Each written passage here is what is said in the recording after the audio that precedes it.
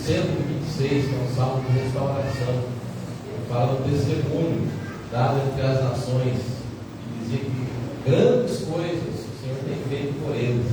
E o salmista reitera: de fato, grandes coisas fez o Senhor por nós, por isso estamos alegres. Vamos repetir todos juntos?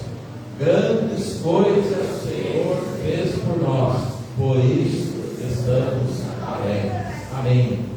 Nós damos as boas-vindas a todos, aqueles que estamos acompanhando aí pela transmissão. Eu sei que há irmãos aqui de diferentes localidades, diferentes igrejas, até alguns irmãos aqui da nossa igreja, nossos irmãos do Assembleia de Deus. Nós louvamos a Deus porque nós nutrimos aí uma amizade, um laço de irmandade, assim, de um grande amor, de um grande afeto pelos nossos irmãos da Assembleia de Deus aqui nesse bairro. Claro que houve um tempo que nós tínhamos mais trabalhos juntos, mas nada impede de nós retomarmos, né, esse vínculo de amor. Porque na verdade nós pertencemos a um povo só, né? Nós pertencemos ao povo de Deus, ao povo remido pelo sangue precioso do Senhor Jesus. Eu quero convidá-los a que abram suas vidas no último capítulo do Evangelho de São Mateus. Mateus 28. Leremos todos juntos os versos 18, 19 e 20. Vamos ler a uma só voz. A tradução que a maioria dos irmãos aqui adota é ao meio da revista atualizada. Então, por via das dúvidas, acompanhemos ali a leitura do texto reproduzido. Vamos lá todos juntos? Diz assim a palavra de Deus: Jesus, aproximando-se, falou-lhes, dizendo: toda a autoridade me foi dada no céu e na terra. Ide, portanto, fazei discípulos de todas as nações, batizando-os em nome do Pai, e do Filho, e do Espírito Santo, ensinando-os a guardar todas as coisas que vos tenho ordenado. E eis que estou convosco todos os dias, até a consumação do século. Nós temos aqui dois aspectos importantes a serem salientados. Primeiro é a ordem para fazer discípulos em todas as nações. E corrobora o cumprimento desta ordem é a garantia que o Senhor Jesus nos deu, nos tem dado, que Ele haveria e de fato está conosco todos os dias até a consumação do século. Essa é a garantia que nós temos. Jesus jamais abandonou a sua igreja, jamais haverá de abandonar. Ele está conosco. A tarefa primordial da igreja é de adorar e é também de pregar esse evangelho. Há espaço para outras ações, mas não sem primeiro vamos atentarmos para a tarefa inadiável de proclamar esse evangelho. O evangelho que leva a salvação, leva a perdão e leva a restauração. Então nós louvamos a Deus por isso. E nós estamos aqui para louvar ao nome do nosso Deus. Então vamos ter uma palavra de oração nesse momento. Nós reconheceremos a nossa condição de pecadores, onde nós nos quebrantaremos à presença de Deus, invocaremos a ação do Espírito Santo sobre nossas vidas. E eu quero convidar o nosso irmão, que é dirigente ali na igreja do Assembleia de Deus, o irmão Genivaldo, gostaria que ele viesse até a frente aqui, por favor, e fizesse uma oração nesse sentido. E assim que nós terminarmos essa oração, nós teremos aí mais um momento de cânticos, né, espirituais. Nós nos colocaremos todos em pé para louvarmos ao Senhor com todo o nosso coração. Os nossos irmãos que estão presentes conosco, Samuel, Matheus, né, parentes nossos, primos, né, mas sobretudo irmãos, né, em Cristo Jesus. Mas depois nós vamos apresentar de uma maneira mais precisa os nossos visitantes. E nós vamos ter um momento muito bom aqui, muito agradável na presença do nosso Deus. Vamos orar. Eu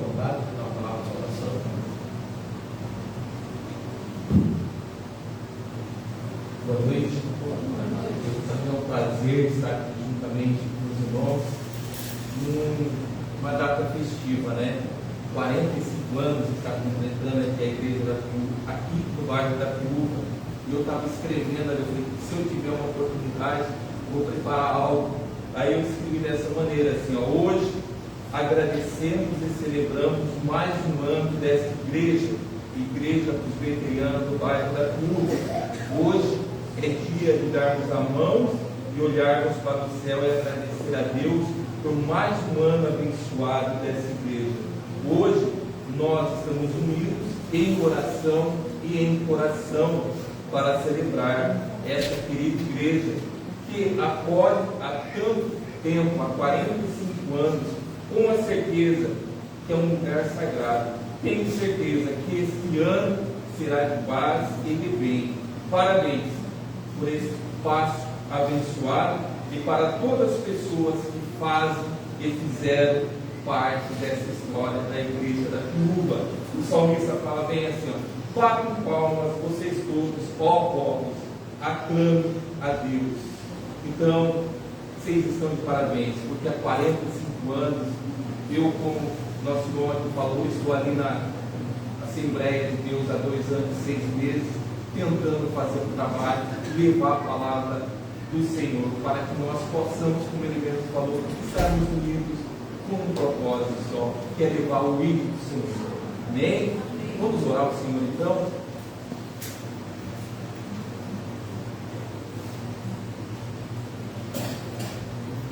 Maravilhoso e grandioso Deus, graças te damos, Senhor Jesus, por essa oportunidade de estarmos aqui na sua casa, juntos, Senhor Jesus, com esse povo que um dia estará morando no céu. Meu Deus e meu Pai, o Senhor continua abençoando, dando graça, dando sabedoria, Senhor Jesus, para o dirigente dessa igreja, que ele possa, Senhor Jesus, estar na frente com amor, como ele mesmo falou, Pai, engrandecendo o nome santo. Nós estaremos, Senhor Jesus, juntos para que possamos fazer a sua obra. Meu Deus e meu Pai, Senhor Jesus, abençoa os seus filhos no nome santo do Senhor. Amém? Amém.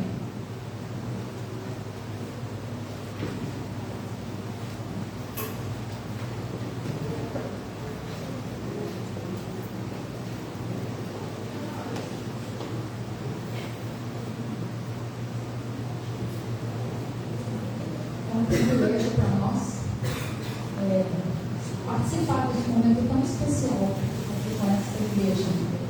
Já fazia algum tempo que nós estávamos com o desejo de conhecer aqui o trabalho, né? Esse local que Deus tem abençoado a cada um dos irmãos aqui, e sempre conversando com o nosso primo, né? A gente sempre planejava vir aqui, mas nunca deu certo. Mas o nosso tempo não é o tempo que nós planejamos, não é o tempo de Deus, né? E hoje é o dia que o Senhor fez para estarmos aqui celebrando mais um aniversário da igreja. E antes de começar, eu quero ler com vocês Efésios, capítulo 4, versículo 29, que diz o seguinte: não saia da boca de vocês nenhuma palavra suja, mas unicamente a que for boa para a edificação, conforme a necessidade, e assim transmita graça aos que ouvem, e não entristeçam o Espírito Santo de Deus, no qual vocês foram selados para o dia da redenção. E a começar em mim, a começar em nós. E essa canção que nós vamos cantar aqui com vocês, tenho certeza que vocês já conhecem, porque eu conheço desde que eu era lá do berçário da igreja. Vamos ficar em pé para cantar conosco? A começar em mim, quebra corações.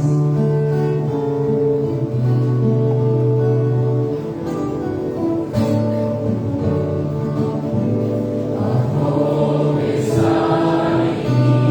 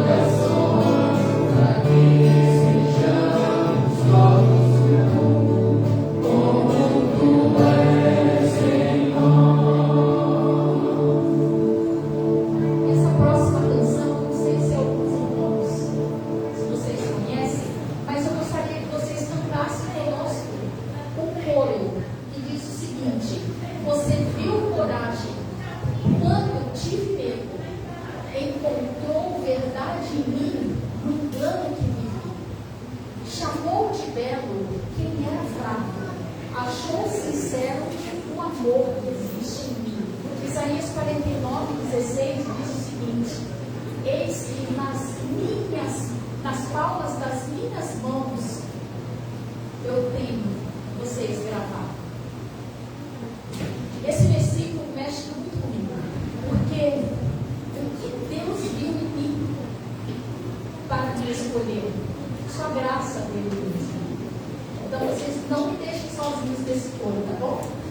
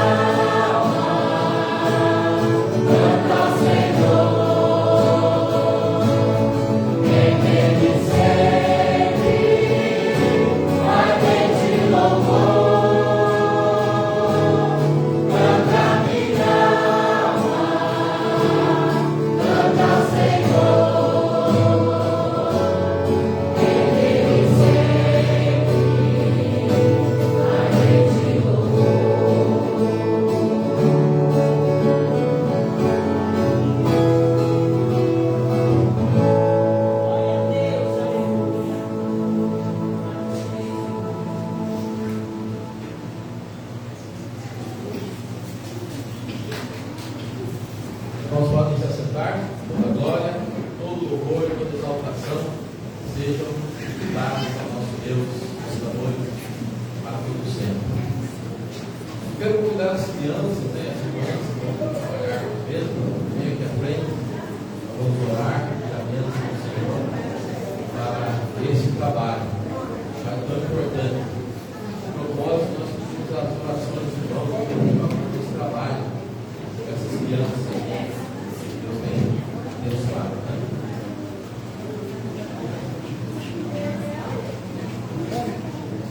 Alguns irmãos da igreja do nosso teto estão presentes aqui, né? Eu vou apresentar outros irmãos também, inclusive o pastor, né?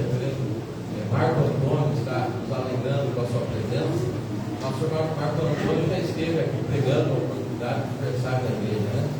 Nessa congregação. Então, eu vou convidar para que ele venha aqui à frente, por favor, fazer uma oração em favor dessa criançada aqui desse trabalho, certo? Por aqui mesmo.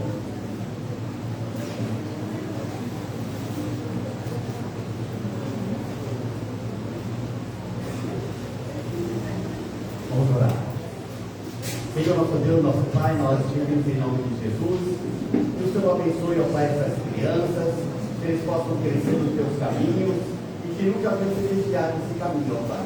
Como diz o Senhor, ó Pai, na tua palavra, ensina as crianças no caminho que devem andar e nunca se desviarão desse caminho. Por isso, ó Pai, nós pedimos a tua bênção, a bênção sobre essas crianças, a bênção sobre os seus professores, ó Pai. Ilumina, Deus, as mentes para que possam aprender um pouco mais da tua palavra. É a nossa oração, em nome de Jesus. Amém. Amém.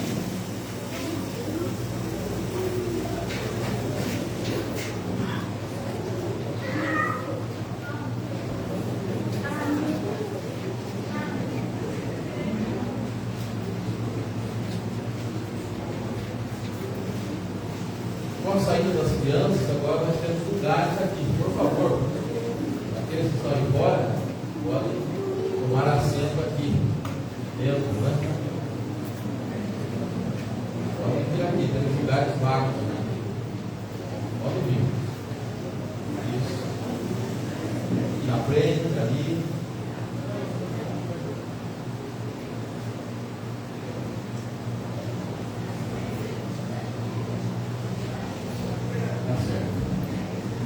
Nós temos irmãos aqui, nós já apresentamos o irmão da Assembleia de Deus, a segunda igreja presbiteriana de registro, né, no nosso teto.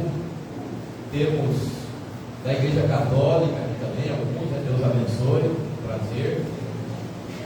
Da igreja de Jubiá tem alguém aqui, na sede, hoje está tendo um outro evento, que é um encontro de casais. Então, a igreja está se desdobrando aí. Não tem problema. O importante é fazer o trabalho que Deus nos manda fazer. Na vida plena aqui, ó. Vida plena. Ah, vida plena. Deus abençoe. Deus abençoe. Mais alguns, tanto, né? Igreja do Parque Nacional também, está lá. Peniel, é da onde que é? Em Santos, a igreja Peniel em Santos, né?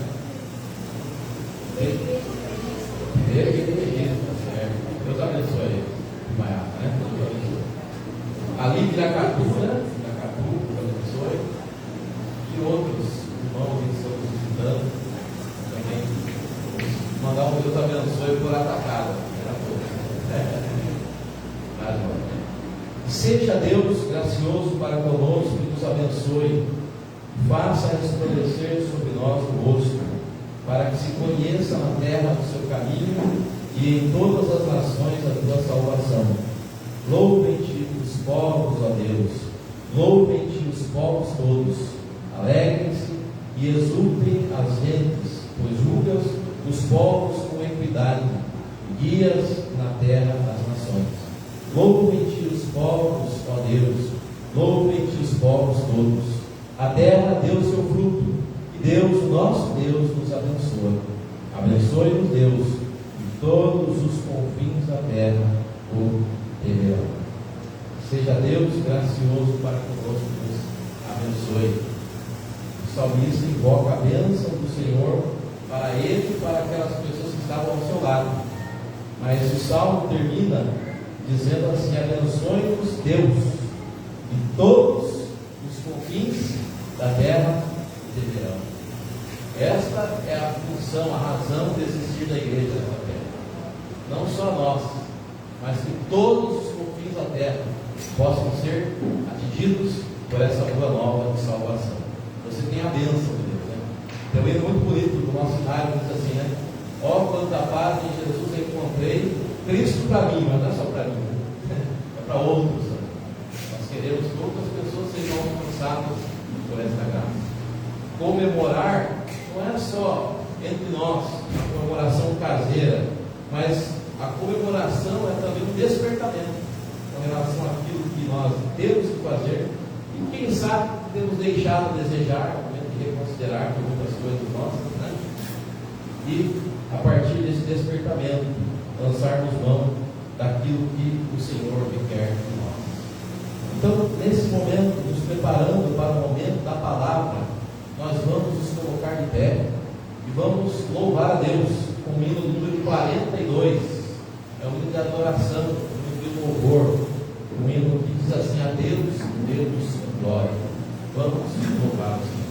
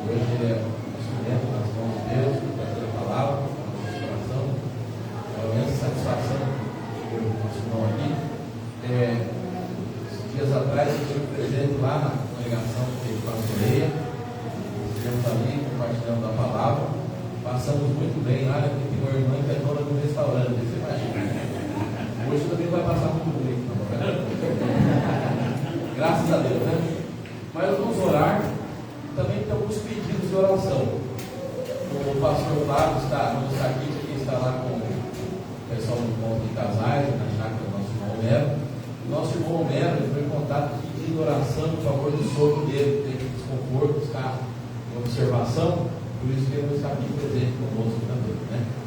Mas alguém, qualquer irmão que precisa de oração, esse é o momento para nós orar também, pela vida do seminarista Vinícius, e também por todos quantos precisam de Cristo.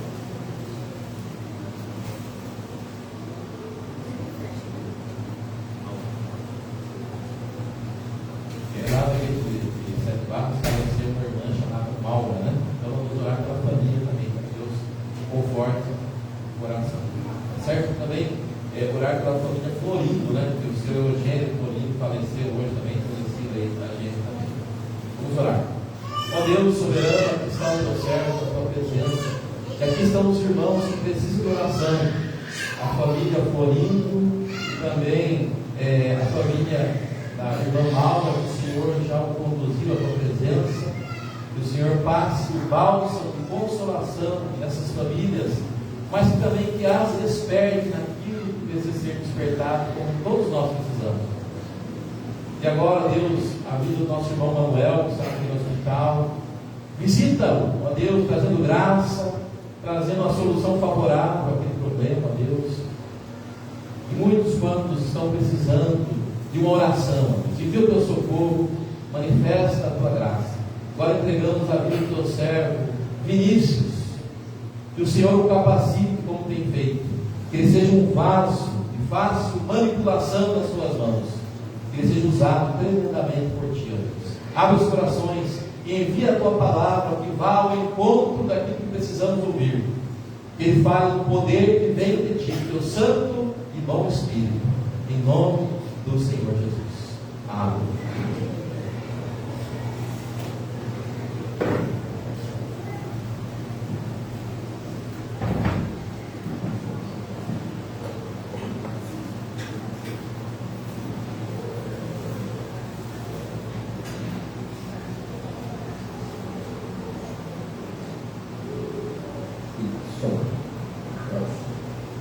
Queridos irmãos, saúdo a todos com a graça e a paz do nosso Senhor Jesus Cristo. Amém? Uma alegria imensa estar aqui com os irmãos nesta noite, poder partilhar a palavra do nosso Deus, celebrar o nosso Deus também por mais um aniversário, por mais um ano que o Senhor está concedendo a esta congregação. Deixo aqui também um abraço da Igreja Presbiteriana de Sete Barros, que os irmãos sejam abraçados por eles também neste momento. Como o Josué já bem disse, meu nome é Vinícius, eu estou no quarto e último, se Deus quiser, ano de seminário.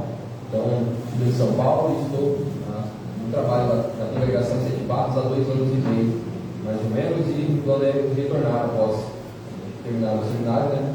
Ser ordenado e trabalhar na congregação lá como pastor efetivo de fato. Estou acompanhado da minha mãe também, que está aqui, que é da Igreja Presbiteriana de Piracatu. A minha noiva também está lá atrás, que é da Igreja de Juquiá, em São Paulo também, né? Então, uma alegria estar com vocês nesta noite. Sem mais delongas, convido os irmãos a abrir a palavra do Senhor em Oséias, capítulo de número 11.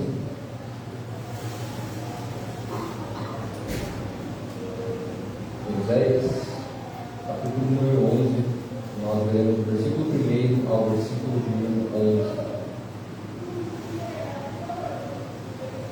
Oséias, capítulo 11, versículo 1 ao versículo 11. Eu farei a leitura, peço que a igreja acompanhe e ouça com fé. Esta aqui é a palavra do nosso Deus, e assim diz: Quando Israel era menino, eu o amei, e do Egito chamei meu filho. Quanto mais eu os chamava, tanto mais se iam da minha presença. Sacrificavam a Baalins e queimavam incenso às imagens de escultura.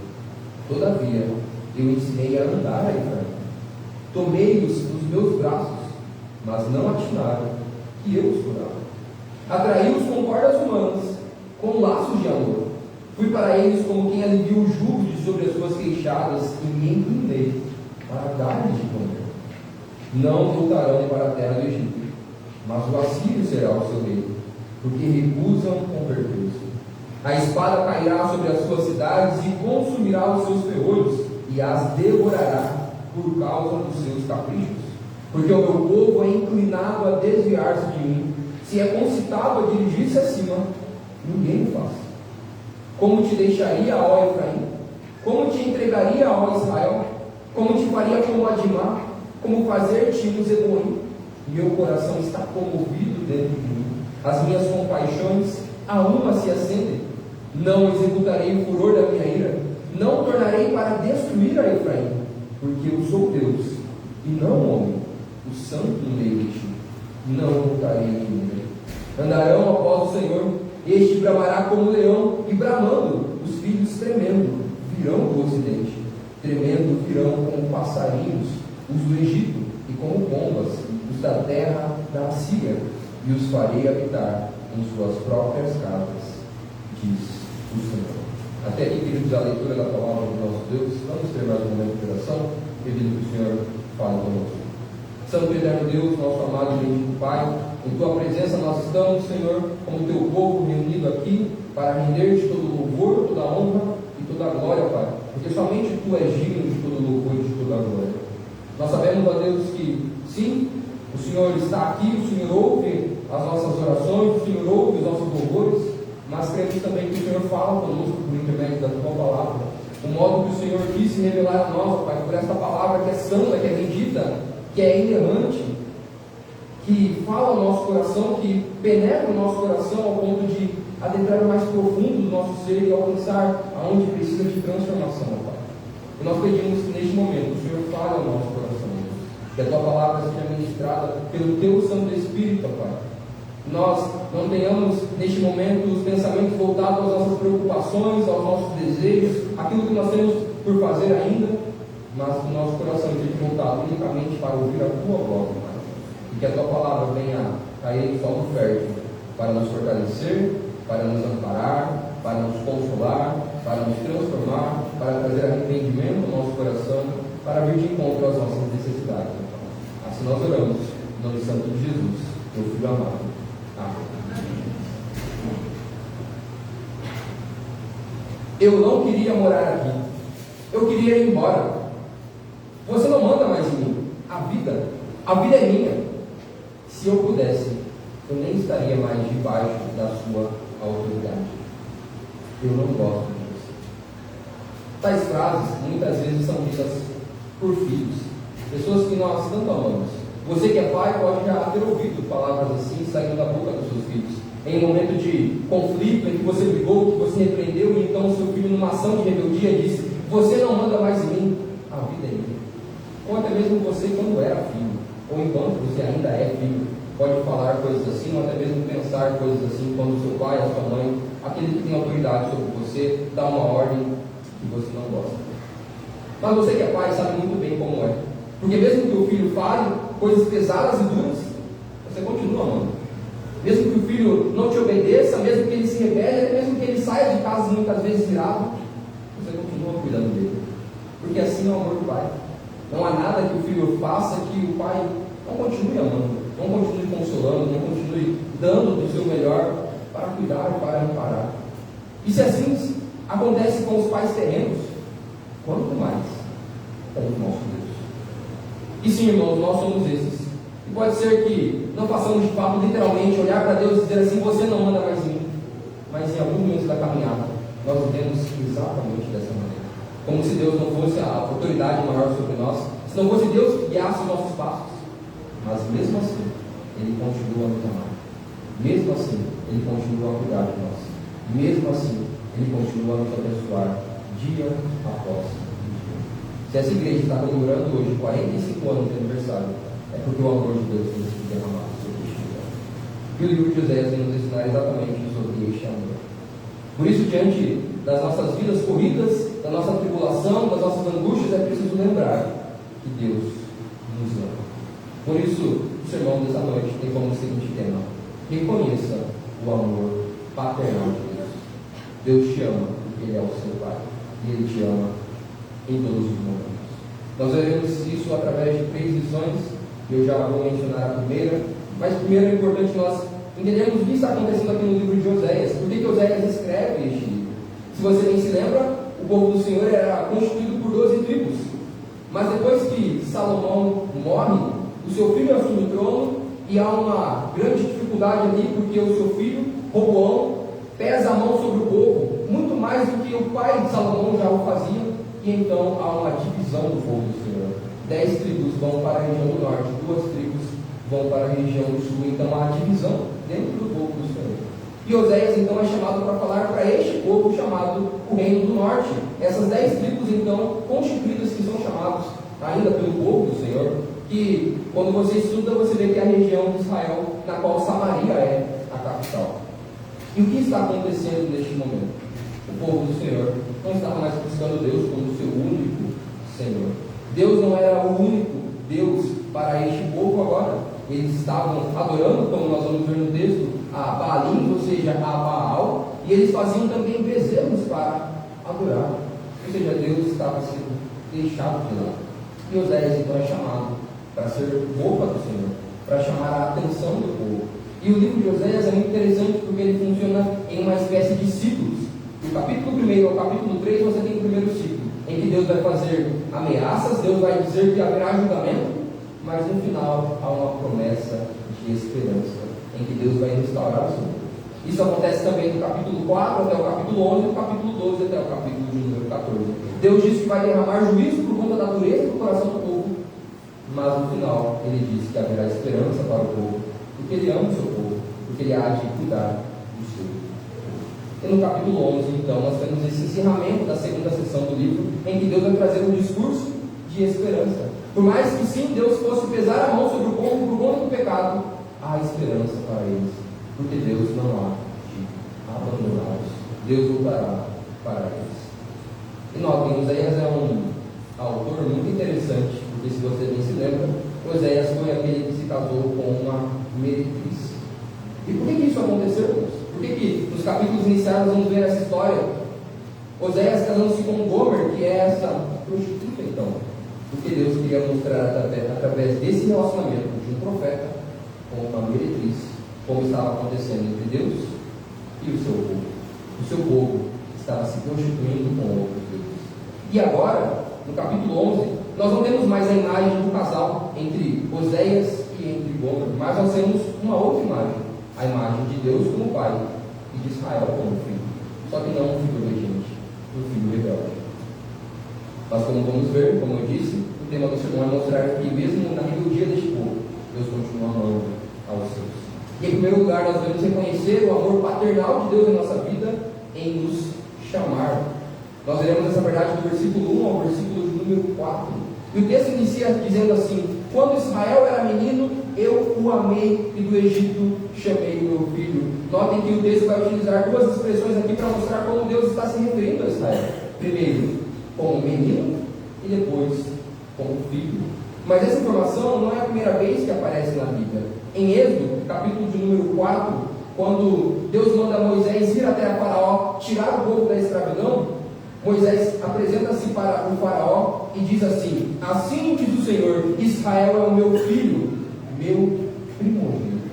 Ou seja, desde a época de Moisés, Deus tem Israel como seu filho. Israel estava preso nas mãos do Egito e Deus foi como um pai amoroso tirá-los das mãos do Egito. É por isso que o texto diz: quando eles eram meninos, e Israel aqui é retratado como um bebê, uma criança de fato, pequeno ainda, em que Deus resgatou e tirou e chamou para si. Mas notem, irmãos, esse chamado não é como alguém que te chama: vamos lá na minha casa tomar um café, que você pode recusar. Não, esse chamado é uma convocação. Sabe quando, não sei se você já passou por essa experiência, de chegar na sua casa uma intimação, em que você não pode dizer não, eu não vou atender, porque o juiz é quem mandou. Assim foi a convocação do Senhor sobre Israel. Mas notem, não, Deus de modo nenhum estava fazendo isso de um modo obrigado, muito pelo contrário, Ele estava estendendo a sua mão de amor para dar liberdade ao povo, porque o próprio estava preso de fato no cativeiro. Israel tinha passado por 430 anos de escravidão e Deus então chama eles do Egito. É por isso que Deus se refere a eles aqui como filho, que foi chamado do Egito então, porque eles desde o início são chamados para caminhar com Deus, são convocados a serem filhos do Senhor. Mas note, esse chamado não foi pontual. Não foi assim: Deus disse uma vez, o povo atendeu e agora Deus não chama mais. Porque o versículo 2 vai dizer que esse chamado era contínuo. O versículo 2 diz assim: quanto mais eu os chamava, tanto mais se iam da minha presença, sacrificavam a Baalis e queimavam incenso as imagens de escultura. Ou seja, irmãos, não apenas o Senhor tira eles da mão do Egito, da escravidão do Egito, como quando eles vão para o deserto rumo à terra prometida, o que eles fazem? Adoram a bezerro de ouro. Moisés sobe para falar com Deus durante 40 dias e 40 noites, e quando ele volta, o povo está adorando, não ao Senhor, mas uma imagem feita como se fosse o Senhor. Isso mostra, irmãos, para nós, não apenas esse episódio, mas depois nós vamos ver que eles vão de fato adorar e sacrificar a Baal. E este povo era tendente a sair do caminho do Senhor. E por isso que a cada momento que eles saíam da presença do Senhor e adoravam outros deuses, Deus ia e os chamava para cá. Deus ia e buscava-os. Deus ia e trazia-os de volta para a sua presença, porque eles a cada dia, ou a cada parte da história, se afastavam da presença do Senhor. Mas Deus está mostrando aqui que mesmo que eles se afastassem, Ele ia atrás, porque Ele amava a Israel. E nós, isso pode ter acontecido com você. Eu não sei a história dos irmãos, eu não sei qual é a trajetória de fé que vocês têm, mas certamente vocês podem ter tido baixo na caminhada cristã e se afastado do caminho do Senhor, e buscado uma vida sem Deus, e Deus então foi até você e o chamou mais uma vez para vir para perto dele, porque Ele nos ama e Ele demonstra esse amor em nos buscar. Mas você poderia perguntar, mas Israel era uma grande nação, Israel era uma nação potente, Israel era uma nação em que certamente as pessoas queriam estar perto. Por isso que Deus escolheu Israel, porque Israel é uma nação forte, uma nação bélica. Israel tinha muitas qualidades. Deus disse assim: Israel é bom, por isso eu vou chamá-los de meus filhos. Não é isso que a palavra do Senhor nos diz. No Deuteronômio capítulo 7, no versículo 7, Deus diz assim: não vos teve o Senhor afeição, nem vos escolheu porque fosseis mais numerosos do que qualquer povo, pois eres o menor de todos os povos, mas porque o Senhor vos amava, e para guardar o juramento que fizera a vossos pais, o Senhor vos tirou com mão poderosa e vos resgatou da casa da servidão, do poder de Faraó, rei do Egito. Ou seja, não havia, como a irmã bem disse, nada de bom no povo de Israel para que Deus olhasse para esse povo, assim como para nós. Não havia nada de bom na sua vida para que Deus olhasse para vocês e dissesse: esse aqui eu quero trazer para minha casa. Não. As nossas obras não passam na presença do Senhor de trapo de imundícia, porque nós somos falhos, pecadores. Mas o Senhor nos ama unicamente pela sua bondade, pela sua graça e pela sua própria aliança, em dizer que Ele não vai abandonar aqueles a quem Ele chama, a quem Ele escolhe.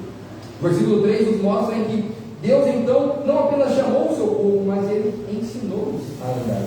Todavia, versículo 3: eu ensinei a andar a Efraim, tomei-os nos meus braços, mas não atiraram que eu os curava.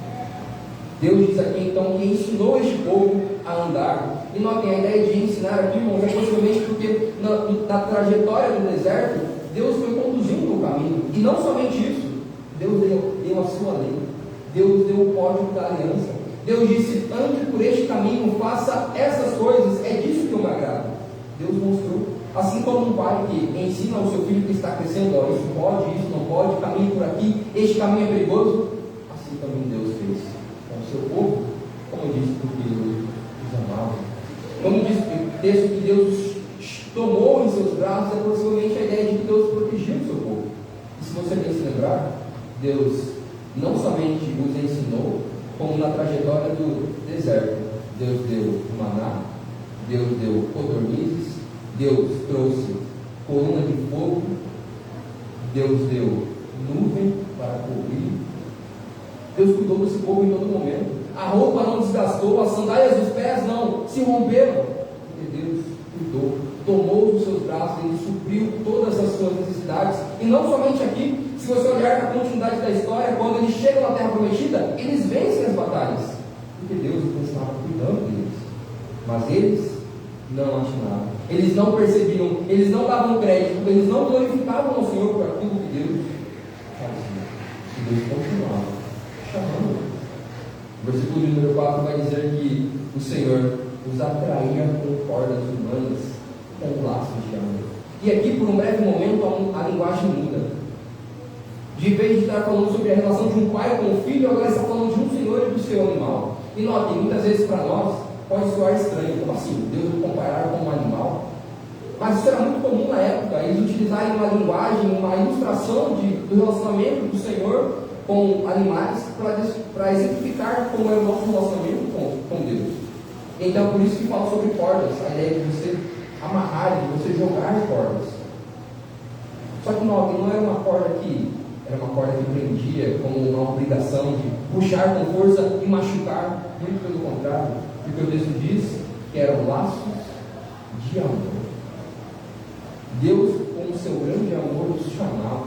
E a ideia aqui de ser laços humanos, possivelmente aponta para Deus chamando homens para chamar o povo para si. Assim como Deus ergueu a Moisés, assim como Deus ergueu a Josué, e assim como Ele chamou a tantos personagens bíblicos, a profetas que foram boca dele para chamar o povo para trás.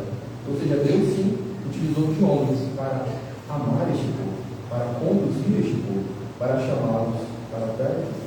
Fui para eles como quem alivia o jugo sobre as suas queixadas. A ideia de animal preso, que está amarrado por esse jugo que prende o pescoço.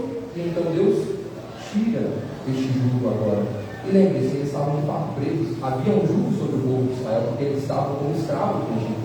E Deus tirou. Deus deu liberdade e o inclinou, ou se inclinou para dar-lhes de comer.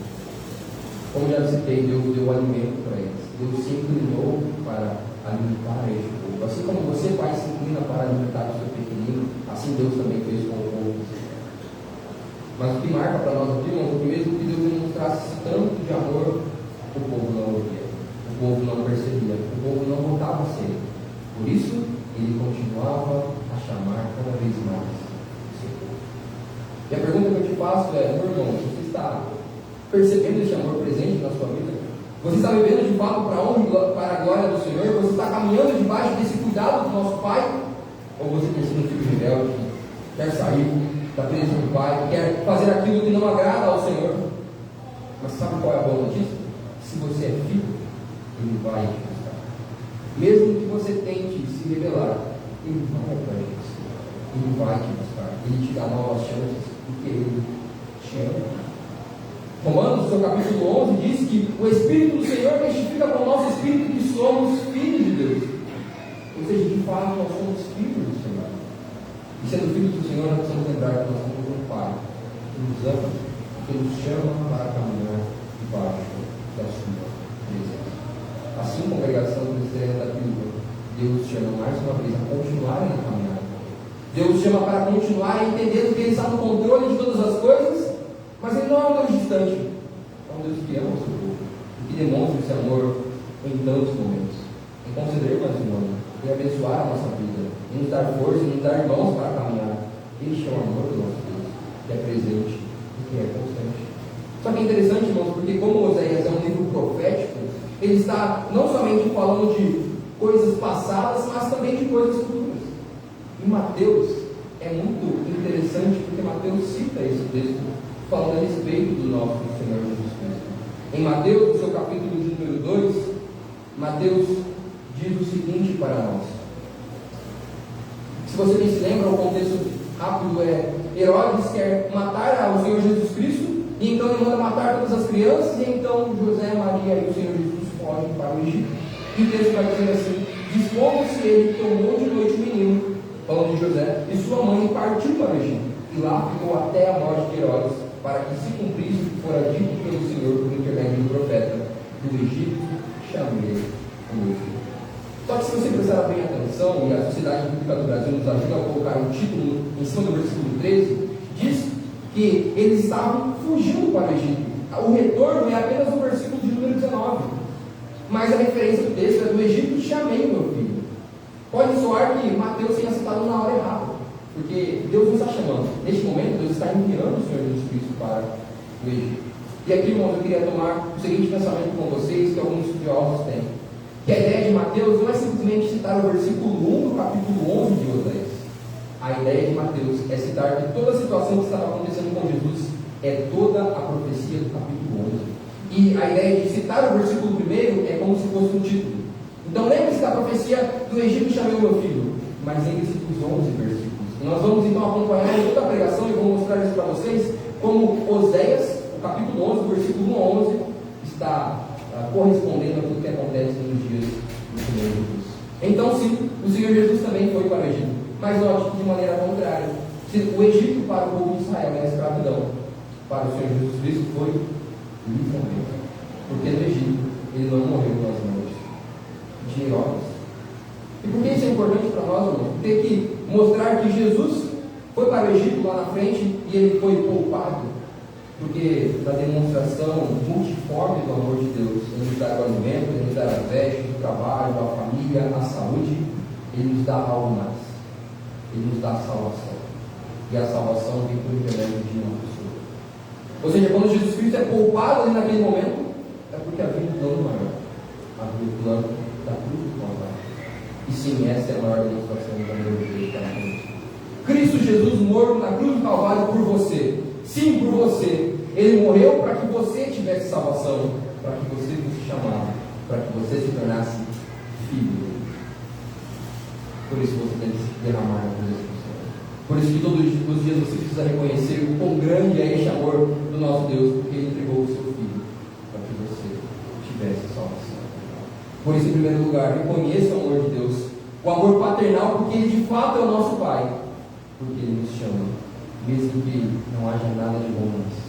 E a demonstração deste chamado é em tocar no nosso coração pelo remédio do Santo Espírito, é em mostrar que nós somos pecadores e mostrar que Ele está de braços abertos para nos receber.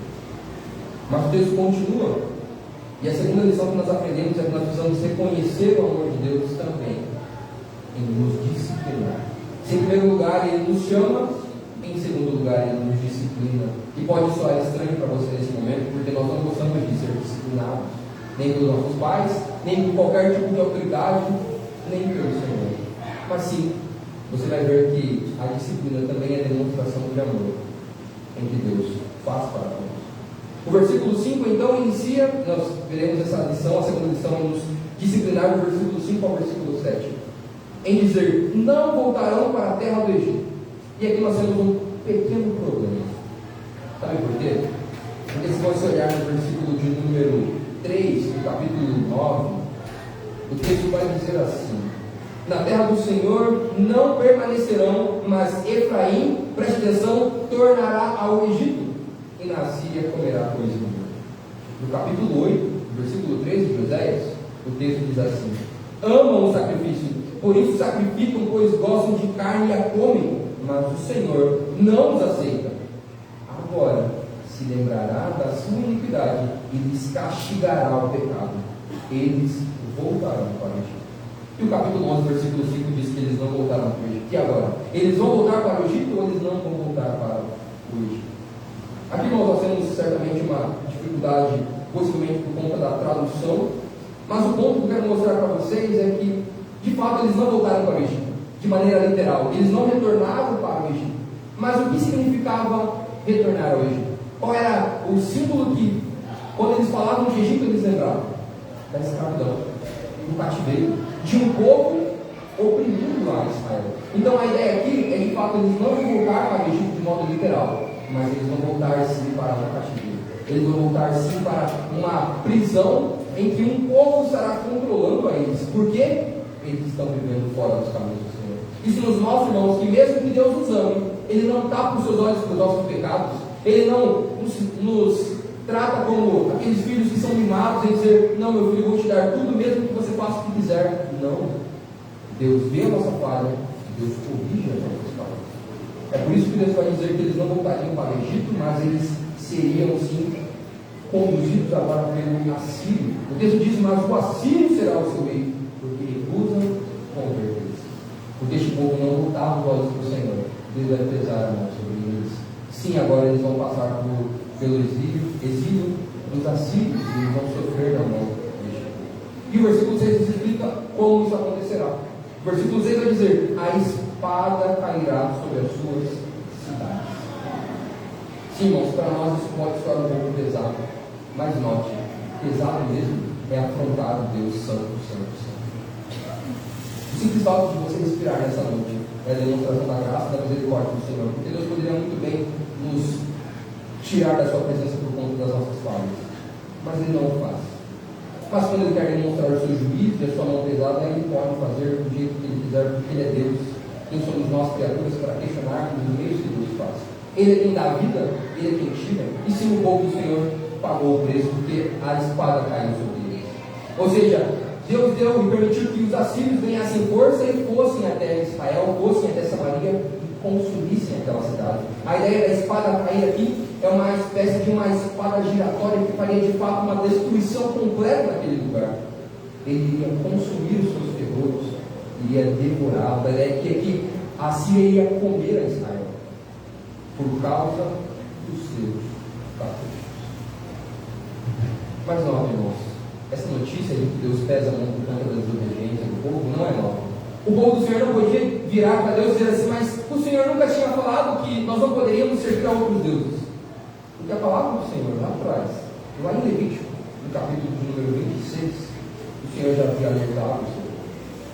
Levítico no capítulo 26, a partir do versículo 14, o texto diz assim, preste atenção: mas se não me ouvirdes e não cumprir todos estes mandamentos, se rejeitar os meus estatutos e a vossa alma se aborrecer dos meus juízos, a ponto de não cumprir todos os meus mandamentos e violardes a minha aliança, então eu vos farei isto: porém sobre vós terror, a tísica e a febre ardente, que fazem desaparecer o lúcio dos olhos e definhar a vida, e semearei de balde a vossa semente, porque os vossos inimigos a comerão. Voltar-me-ei contra vós outros e sereis feridos diante dos vossos inimigos.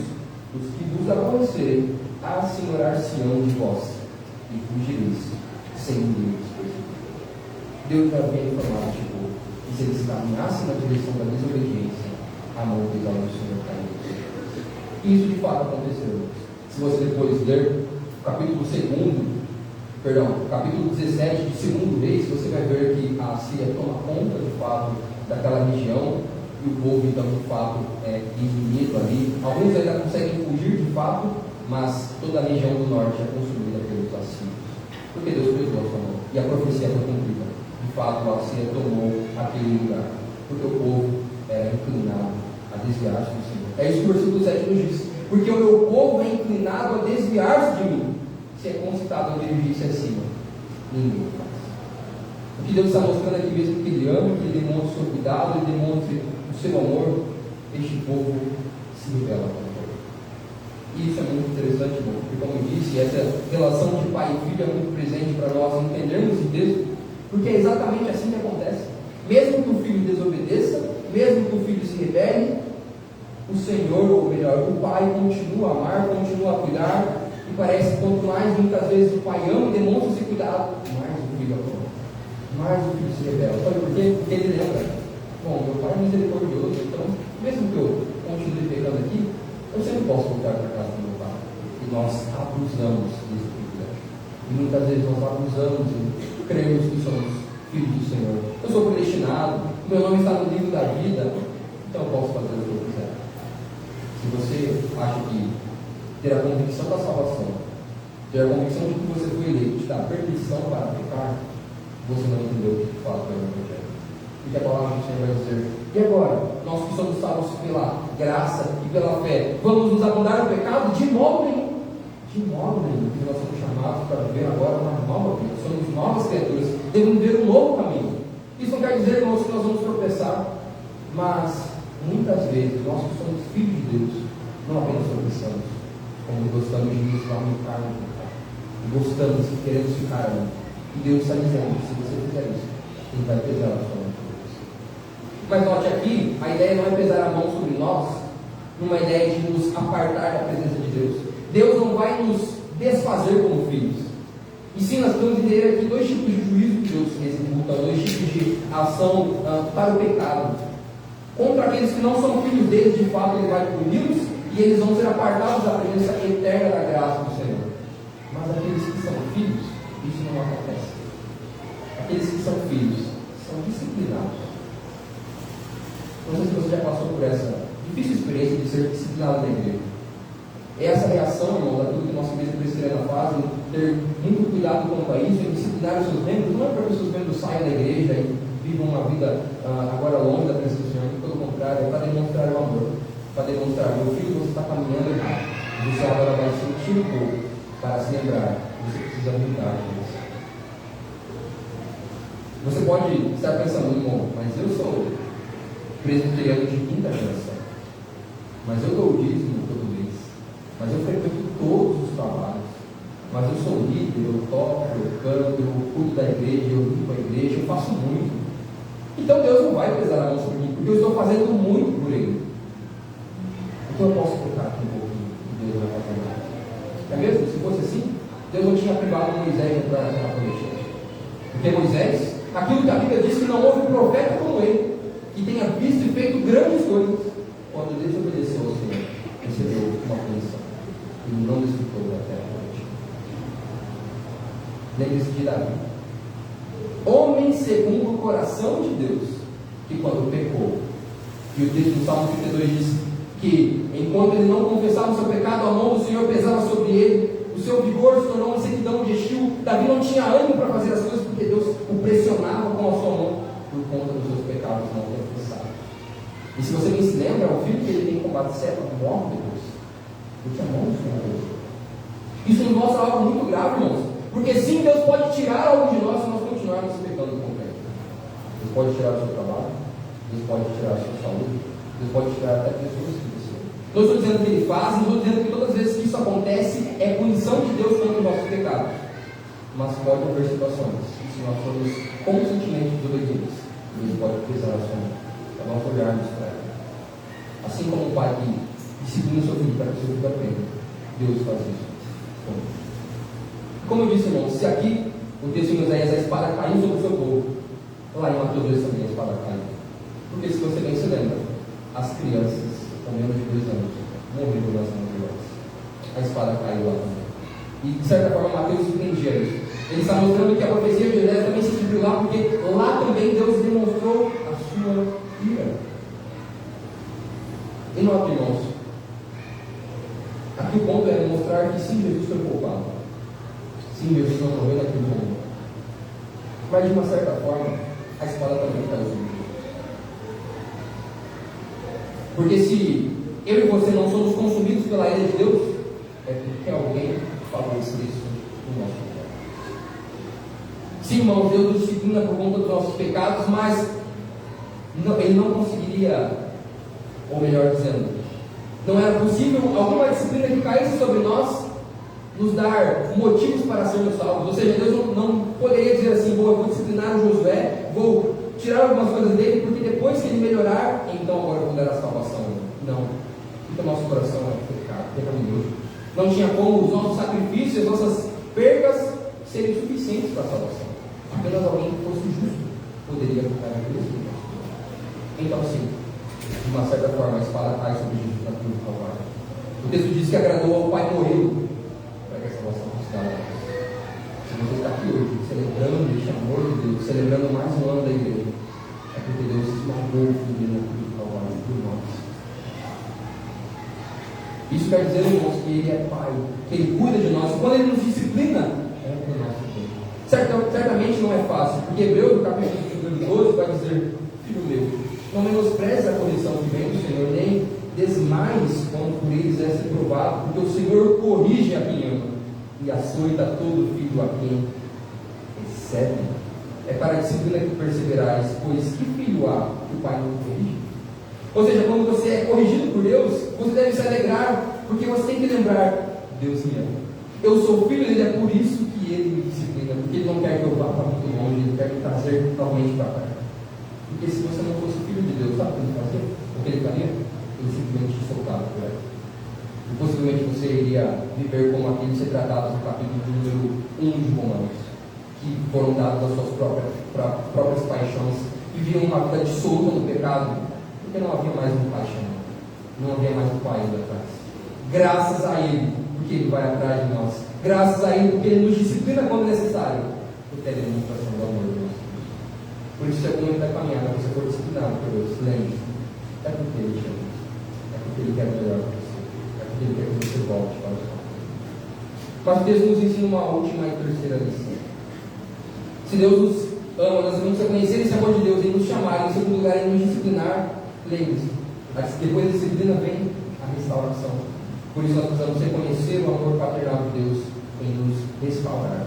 Porque agora, irmãos, no versículo de número 8 em diante, nós vamos ver algo que dificilmente nós encontramos na Escritura, que é demonstração de Deus como um ser que é movido por paixões, que demonstra esse coração, é como se Deus abrisse agora o seu coração para o povo, para eles olharem para como Deus ama o seu povo. Porque diante do juízo, da disciplina, Deus diz assim: como eu te deixaria, ó Efraim, como te entregaria, ó Israel. No versículo de número 8 você vai ver que são 6 pequenas frases, que são 2 pares, são 3 pares no caso, né? 2 frases, 2 frases, 2 frases, que vão dar a mesma ideia, mas ele quer reforçar então esse amor. Ou seja, como te deixaria ao Efraim, como te entregaria ao Israel, são sinônimos, é um paralelo para mostrar como que eu vou discipliná-los e vou abandoná-los. Deus está dizendo: eu não posso. E aqui a pergunta é retórica. Deus não precisa de resposta. Ele está dizendo: como eu vou te deixar, ó Efraim? Como eu vou te entregar ao Israel? Efraim e Israel aqui são o mesmo lugar, são sinônimos para mostrar como que eu vou deixar agora vocês longe. Porque se você bem se lembra, este povo é o povo da aliança. É o povo que é a sequência de Abraão e de Jacó. E Deus está dizendo: como que eu vou abandonar vocês? E a segunda dupla aqui de informações para nós nos ajuda a mostrar este amor. Porque ele vai dizer agora, mais uma vez, sinônimos: como te faria como Admar, como fazer-te um Zebulon. E o que seriam Admar e Zebulon? Nós temos na Bíblia apenas 5 referências a essas 2 cidades, só que normalmente elas são unidas a outras 2 cidades que nós conhecemos muito mais, que são as cidades de Sodoma e Gomorra. Quando você pensa em cidades que foram destruídas pela lei de Deus, você se lembra Sodoma e Gomorra. Mas se você olhar o texto com atenção lá atrás, você vai ver que Admar e Zebulon faziam parte da mesma região e foram destruídos também pela ira de Deus. E a destruição foi completa. Não houve pessoas que estavam na história. A destruição foi completa pela ira de Deus que se derramou naquele lugar. E Deus está dizendo: como eu vou fazer com vocês, cara, que são os meus filhos, como aqueles lugares. Deus está mostrando que Ele vai destruir sim, Ele vai pesar a mão sobre o seu povo, mas não vai ser uma mão pesada que vai destruir todo o seu povo. Deus vai permitir que haja remanescentes, porque este é o povo do Senhor. E nós temos aqui o último par de informações do versículo 8, que ele vai dizer: meu coração está comovido dentro de mim, as minhas compaixões há uma exceção. Sim, irmãos, quando nós estudamos a Bíblia, nós vamos ver que Deus não é um Deus que é movido por paixões. Deus não é como eu e você, sabe? Que você pensa assim: não, hoje eu vou fazer uma rotina, eu vou cumprir a rotina. Aí de repente bate aquele cansaço, bate aquela preguiça e você deixa a coisa de fazer. Deus não é como você que diz assim: eu vou guardar o meu dinheiro agora, não vou comprar mais aquele lanche porque eu tenho um plano para utilizar esse dinheiro. De repente, no final da tarde, bate aquela preguiça de fazer comida e você vai lá e compra um lanche. Você foi atraído por uma propaganda que você viu no seu celular. Deus não é movido por paixões assim como eu e você, por marketing. Não. Deus é um Deus único, santo e imutável. A Bíblia diz que Ele é imutável. Por isso, quando o texto diz aqui que o coração dele está comovido dentro de si, as suas compaixões se acendem, nada mais é do que o autor utilizando de uma maneira poética uma linguagem que eu e você entendemos. Aquilo que na teologia nós vamos tratar como características humanas atribuídas a Deus. Note, não quer dizer que de fato Deus tem um coração que pulsa. Não quer dizer que de fato Deus estava como uma pessoa apaixonada aqui, tendo frios na barriga por Israel. Não é essa a ideia. Mas o ponto é mostrar que Deus não é robô. Deus não é um robô que está sentado apenas e manda informações pelo seu computador e essas informações chegam até nós. Não. Deus é um ser de fato relacional, que se importa, que quer o bem, que nos ama. É por isso que quando Ele derrama a ira sobre este povo, Ele se lembra: mas não vai ser o caso final. Haverá restauração a vocês, porque vocês são meu povo e eu amo vocês. Eu não posso abandoná-los, porque o meu coração está comovido. Eu quero o melhor para vocês. É por isso que o versículo 9 vai dizer que Ele não vai executar o furor da sua ira. A ideia de que o furor da ira de Deus não vai ser pleno sobre aquele lugar. Por quê? Porque Ele é Deus e não homem. Note que Deus vai dizer que Ele não vai tornar a destruir Efraim. Quer dizer que haverá destruição sim. O povo vai pagar o preço. Mas Deus não vai voltar a destruir este lugar, porque Ele é Deus e não homem, o santo no meio de ti. Não voltarei Essas informações aqui, eu sou Deus e não homem, o santo no meio de ti, estão nos mostrando, irmãos, que Deus não é como nós, que queremos muitas vezes retribuir na mesma moeda. Sabe quando nós recebemos um golpe, uma provocação, e nós queremos fazer do mesmo jeito? Deus está dizendo assim, mesmo que esse povo quer que contra mim. Eu sou um Deus santo. Eu sou um Deus que não sou movido por essas paixões em querer vingança, muito pelo contrário. E como eu sou o santo do meio do povo, eu tenho liberdade para fazer o que eu bem quiser. Então, sim, eu posso demonstrar graça, eu posso demonstrar misericórdia, eu posso demonstrar bondade, porque eu sou Deus e não homem. Ele faz todas as coisas de maneira perfeita e nós não podemos questionar. E aqui, irmãos, está mostrando como ele fala esse Deus compassivo. Por isso, não voltarei com ninguém. E o versículo de número 10, o versículo de número 11, nós temos de fato essa restauração acontecendo. Porque Deus vai dizer: andarão ao povo do Senhor. Note, o início do texto dizia que Deus chamava o povo e o povo se afastava da presença de Deus. Agora, o texto diz que eles vão andar após o Senhor, ou seja, eles vão até ao Senhor. E este bramará como leão. E é interessante, irmãos, porque no capítulo de número 5, o autor aqui utiliza a linguagem de leão, mas não como um leão que brama para chamar, mas um leão que é grande para destruir. Versículo 14 do capítulo 5, o texto diz assim: porque para Efraim serei como um leão e como um leãozinho, para a casa de Judá eu mesmo os despedaçarei e me irei embora, arrebatá-los-ei e não haverá fim. Mas agora, este leão que destruiu a Israel é o leão que vai bramar com a sua voz para chamar. A restauração acontece, irmãos, porque Deus pesou a mão, mas Ele vai dizer: haverá esperança para vocês. Vocês vão voltar agora para me seguir. E aqui essa ideia de que eles vão voltar ao Senhor, eles vão caminhar ao Senhor, porque eles vão ouvir a voz do Senhor, é uma ideia de um chamado agora natural. Deus vai chamá-los e eles vão atender. Porque eles já passaram pela disciplina. Agora eles vão reconhecer que Deus está certo. Tremendo virão como passarinhos, os do Egito como pombas, os da Assíria. Note que as duas linguagens aparecem mais uma vez para mostrar a escravidão. Sim, vocês são debaixo do cativeiro, mas vocês voltarão. Vocês sairão desse cativeiro, porque vocês ouvirão a minha voz. E vocês virão então, como pássaros que voam de um lugar para o outro, e os farei habitar em suas próprias casas, diz o Senhor. Ele finaliza então o versículo de número 11, dizendo que eles voltarão para a sua própria casa. Porque o Senhor me disse: por mais que Deus tenha pesado sua mão, por mais que Deus tenha disciplinado esse povo, Deus ama eles e Deus vai restaurar. Esse é o processo de mudança dele, porque depois vem a restauração. Como eu disse, nós passamos por isso muitas vezes na igreja. As pessoas são disciplinadas, mas não há alegria maior do que ter os irmãos restaurados. Quando os irmãos passaram por esse processo, entenderam, se arrependeram e mudaram. E agora podem voltar a comunhão com o Senhor. E você pode ter passado por isso. Não necessariamente por um processo legal da igreja, mas você pode ter passado por isso na sua vida. E você ter sido disciplinado por Deus em alguns momentos, mas depois Ele estendeu a sua mão, você voltou e agora está tudo bem. Você restaura. Essa é a beleza do Evangelho, irmãos. Deus não nos trata como nós merecemos. Ele nos trata como Jesus merece. E nele nós temos esperança. Porque Mateus também nos mostra exatamente isso. Porque se Deus não derramaria a sua ira por completo, como eu disse, haveria um remanescente. Quando Deus, ou melhor, quando Jesus não é morto lá por Herodes, ele se tornou um remanescente. Ele se tornou de fato o descendente que Abraão vai dizer na carta, ou melhor, Paulo vai citar Abraão na carta aos Gálatas, dizendo: Jesus é o descendente, é nele que são cumpridas todas as promessas. E ele foi um remanescente, porque ele permaneceu vivo naquele momento, em que Herodes queria matar todos os crianças. E porque Jesus foi o nosso remanescente, hoje nós temos a esperança da vida. Porque é pelo disso nós estamos unidos a Ele. Nós cantamos isso, nós somos um agora. Não somente um como igreja, um em Cristo. Ele é o cabeça, nós somos o corpo. Nós somos esse edifício vivo. Nós somos essa lavoura do Senhor.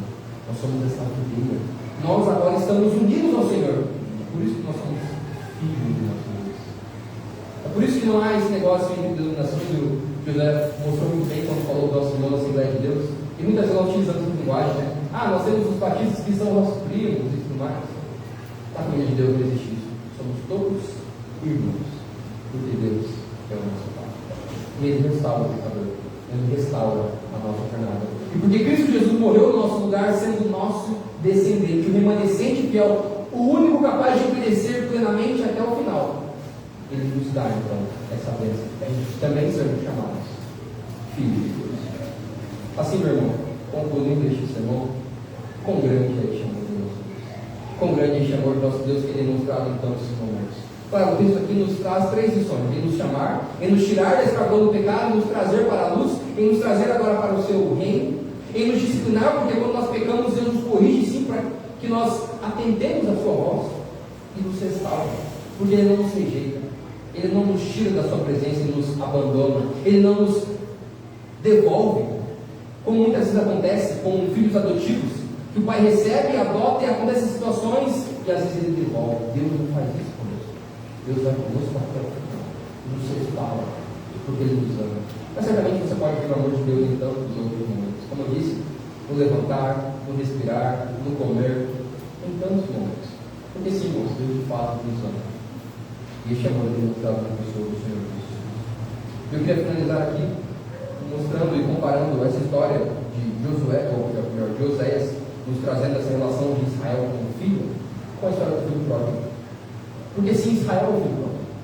Israel é o filho rebelde que vai embora. Israel é o filho rebelde que quer se lamentar no pecado. O filho pródigo foi assim, se você se lembra, ele pega a herança do pai e ele vai embora. E ele se rebela. Só que se você se lembra, quando o filho pródigo retorna, o pai joga na cara dele o que ele fez. O pai diz assim: agora você não tem mais nada comigo, porque você já gastou toda a herança, já dei a sua parte, vai viver a sua vida. Ele trata o seu filho como servo, porque essa é a mentalidade do filho pródigo, né? Como, pelo menos eu vou ser servo. Não. Ele recebe como filho. Ele abraça, ele coloca uma mão no dedo, roupas novas e dá uma festa. Mas estou falando que não era o filho pródigo, porque nós somos o filho pródigo. Nós somos esses filhos rebeldes que se afastam e Deus chama novamente. Mas eu queria que você lembrasse do irmão mais velho. Porque se você bem se lembrar do irmão mais velho, quando vê aquela cena, o que acontece? Ele se ira. Ele semeia no seu coração raiva porque ele achava isso uma injustiça. Como é possível? Esse filho rebelde, esse filho desobediente, esse filho que não merece, retorna e o pai dá de tudo. E eu sou filho fiel, que batalho, que trabalho, não tem nenhum animal para comemorar com meus amigos. Sabe por que essa história é importante? Porque o nosso irmão mais velho age diferente do irmão mais velho da história do filho pródigo. O nosso irmão mais velho, que é o Senhor Jesus Cristo, não vira para o pai e diz assim: eu morrer por eles? Não. Eles pegam e continuamente continuam a pecar. Eu não vou derramar o meu sangue puro no lugar deles. O nosso irmão mais velho diz que ele entrega a sua vida por nós, e ele a faz por vontade própria. O nosso irmão mais velho se entrega no nosso lugar. O nosso irmão mais velho se derrama no nosso lugar. O nosso irmão mais velho foi obediente até a morte, paga o preço em nosso lugar. Enquanto nós somos desobedientes, ele é obediente. E como nós somos rebeldes, ele é fiel. E as palavras dele não são: Pai, não quero mais fazer a tua vontade. Muito pelo contrário. A palavra de Jesus é: Pai, se for possível, afasta de mim esse cara. Contudo, seja feita a tua vontade. Não. Pai, glorifica o teu nome. Pai, perdoa-os, porque eles não sabem o que fazem. Pai, em tuas mãos, entrega o nosso filho. E conta na obra do nosso irmão mais velho, nós somos encharcados por este amor do nosso Deus. E se nós temos a esperança da salvação, da vida eterna, é por conta deste amor. Eu os reconheço o amor de Deus em todos os momentos. Que venham mais 45 anos e mais 45 anos de congregação ou de igreja organizada, como Deus aprouver, mas que essa igreja continue sendo amada por Deus, mas reconhecendo este amor, vivendo todos os dias lembrando que Deus nos ama. E Ele demonstra isso ao enviar Jesus na cruz do Calvário. Amém. Feche seus olhos, vamos orar a nosso Deus. Santo e eterno Deus, nosso amado Pai, a verdade, Senhor, é que o teu amor nos constrange, porque nós somos merecedores de tão grande amor, de tão grande cuidado, de tão grande bênção, ó Pai, em nos dar o teu Filho Jesus Cristo na cruz do Calvário. Porque mesmo que nós nos esforcemos, como Paulo diz, o bem que eu quero fazer, deixa eu não faço mais o mal, aquilo que eu abomino, deixa eu cometo, ó Pai. Nós tropeçamos em muitos momentos, ó Pai, e nós lembramos que o Senhor já tem feito coisas boas por nós, e nós não conseguimos retribuir. Mas esta é a verdade, ó Pai, nós não conseguimos retribuir. Nós não conseguimos alcançar a tua exigência, nós não conseguimos cumprir a tua lei, nós não conseguimos cumprir os teus mandamentos por completo.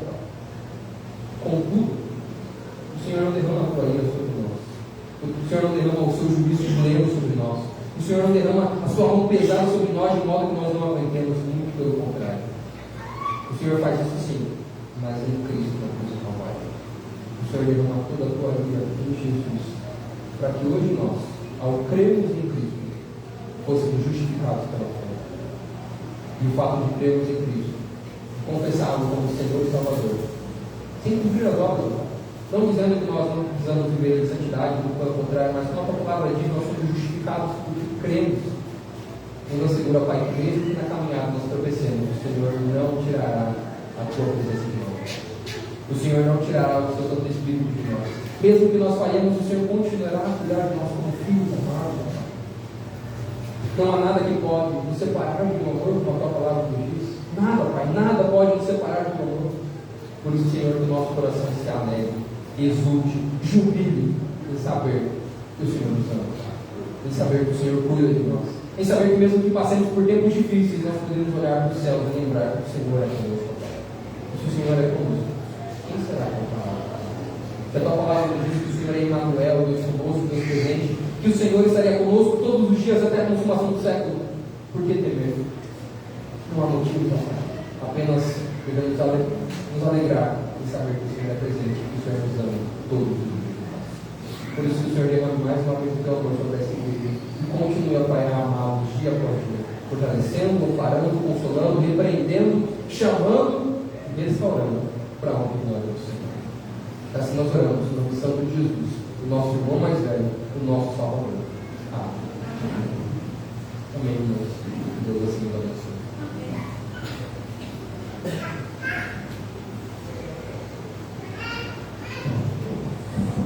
O apóstolo Paulo, escrevendo aos Filipenses, no capítulo 2, versículo 5 em diante, ele disse o seguinte, que o nosso irmão mais velho, como o irmão acabou de citar aqui, ele foi obediente, se sujeitando à pior humilhação que alguém poderia passar, se sujeitar à morte de cruz. Por causa da sua obediência, Deus o exaltou, dando-lhe um nome que está acima de todo nome. E é este nome que nós clamamos e nós declaramos sobre toda a terra. Se alguém conhecer, pode cantar comigo, tá?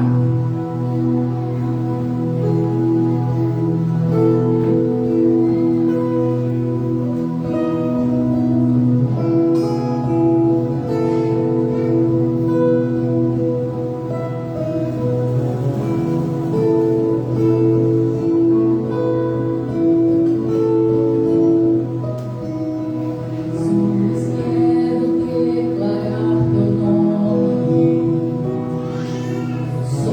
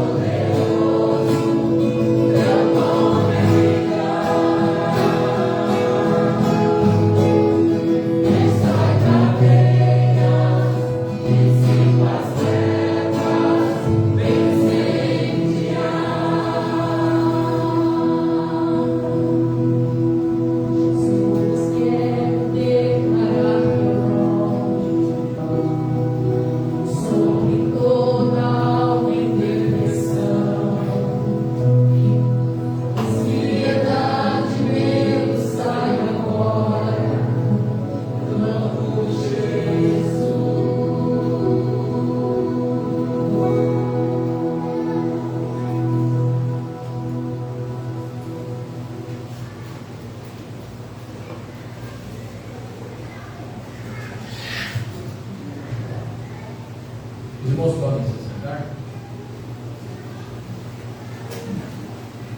Nós louvamos a Deus pela vida, obviamente, de cada família que foi representada, também pela palavra poderosa da parte de Deus, para falar sobre o quanto Deus nos tem dispensado do seu amor, por meio do chamado, por meio do ato de nos disciplinar amorosamente, e também com a finalidade de sempre nos restaurar.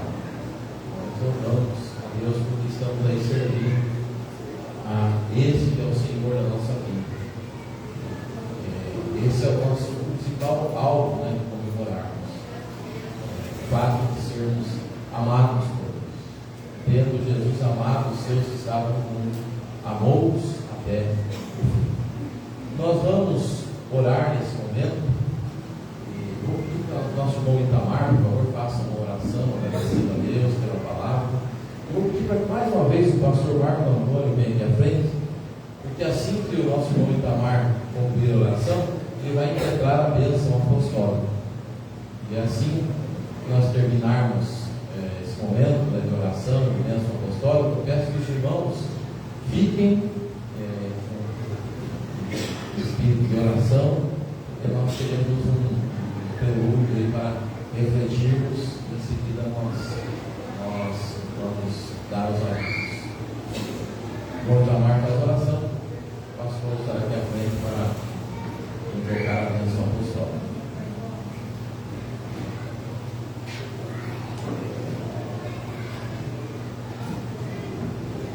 Senhor, nosso Deus e eterno Pai, nós queremos te agradecer nesse momento, ó Pai, por mais, Senhor, esse culto, nesse lugar, ó Deus, por cada irmão, Senhor, representado aqui, Senhor, nessa congregação, nessa noite, ó Pai. Te agradecer, meu Deus, pelos vídeos que jogam ao teu louvor, ó Pai. Te agradecer, Senhor, por todas as maravilhas que o Senhor tem feito em nossas vidas, ó Pai. Te agradecemos, meu Deus, por mais essa palavra, Senhor, muito oportuna, ó Pai, que penetrou mais profundo, Senhor, nos nossos corações nessa noite. Nós te agradecemos porque o Senhor é um Deus justo, porque o Senhor é um Deus de amor, ó Pai, porque o Senhor é um Deus de grande misericórdia. E é por causa da tua misericórdia, Senhor, que nós estamos aqui nessa noite, ó Pai, porque a tua misericórdia é a causa de nós não sermos consumidos, ó Pai.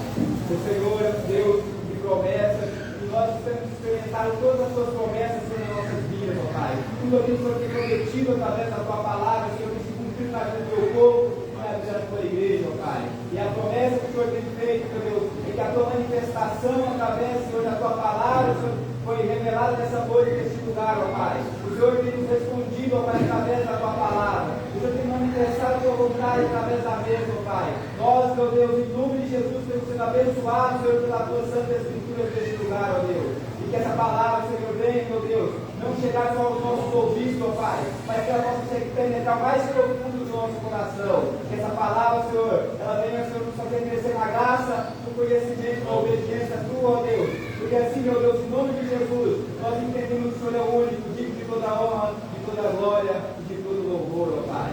Que o Senhor possa continuar nos abençoando os pés desse culto, meu Deus. Continuar abençoando a tua igreja, teu povo, não só, Senhor, nesse bairro, mas em toda a face da terra, Pai. Porque essa tua igreja, Senhor, é feita uma promessa a ela, que as portas do inferno não prevaleceriam contra essa igreja, Pai. Essa igreja passa por grandes dificuldades, Pai. A tua igreja, meu Deus, passa, Senhor, por grandes tristezas nesse mundo, mas a tua igreja permanece e prevalece. Porque essa igreja não foi, Senhor, feita de mãos humanas, mas essa igreja foi comprada pelo sangue de Jesus na cruz do Calvário, Pai. Em nome de Jesus, Senhor, o Senhor venha perdoar nossos pecados, aumentar a nossa fé em ti, meu Deus. E fica conosco dentro desse culto e para todo sempre. É a oração que fazemos em nome de Jesus. Amém. Amém. A graça do nosso Senhor e Salvador Jesus Cristo, a comunhão do Espírito Santo e o amor de Deus, que temos com todos nós, com todo o povo de Deus, principalmente com essa comunidade, com essa liderança, com o conselho que preside essa comunidade, com os irmãos que congregam, com as suas famílias, hoje e para todos sempre. Amém.